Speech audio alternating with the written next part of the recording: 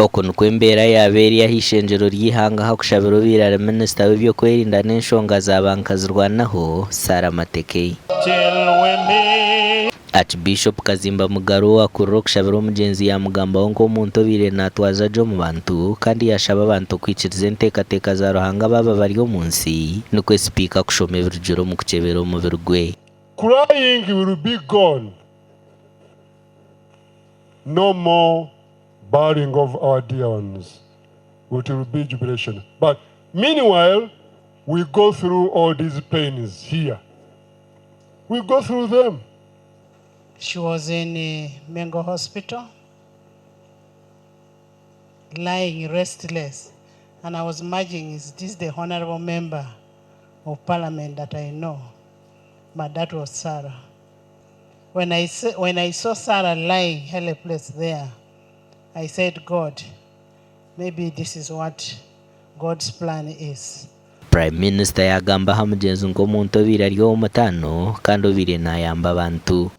As we mourn her passing, let us also celebrate her life, her achievements, and her unwavering support to the NRM party and her commitment to Uganda's children and youth. Fellow mourners, may her soul rest in eternal peace. Abanyishenjero bagenzi be bamugamba hebitarukushana. Nyoba nambugana konga burukumbugana honorable Rita ko buzire hazo gumoyije mwena bayine rukundo etari yakahwaro konka Ruhanga ko kwabiyenzire nikwe bijenzire itwe kabanywane batire nkoni nyonkanye tinkumanya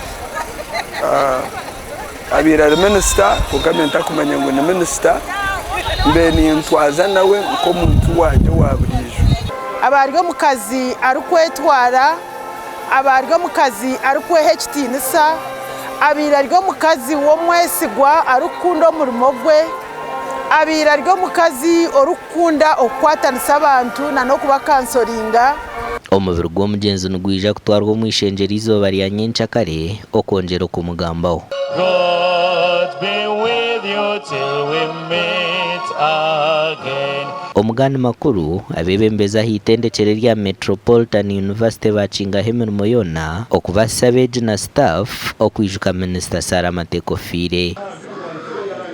Omugenzi Sarah Mateke n'umwe habatandikireho university kandi abire nayebembera body ya university iyo samtumwe hisomo hari bakuru ba university nayereka ngo binabeje barukurenga 13 mu matendekero g'abashatu Eria Kisoro Mbarara hamwe na Kampala kandi agagona beje barengere 300 nubo Minister Sarah Mateke abire nakwataha mukono korabero mu nkora ya Bashitsi Foundation scheme.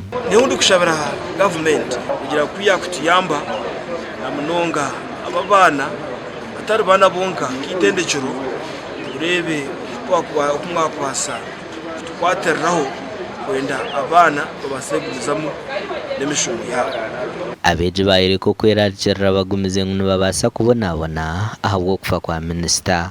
We are looking forward to seeing whether the university is going to continue helping us to finish the courses, because most of the students have started losing hope whether they are going to continue with their studies or not.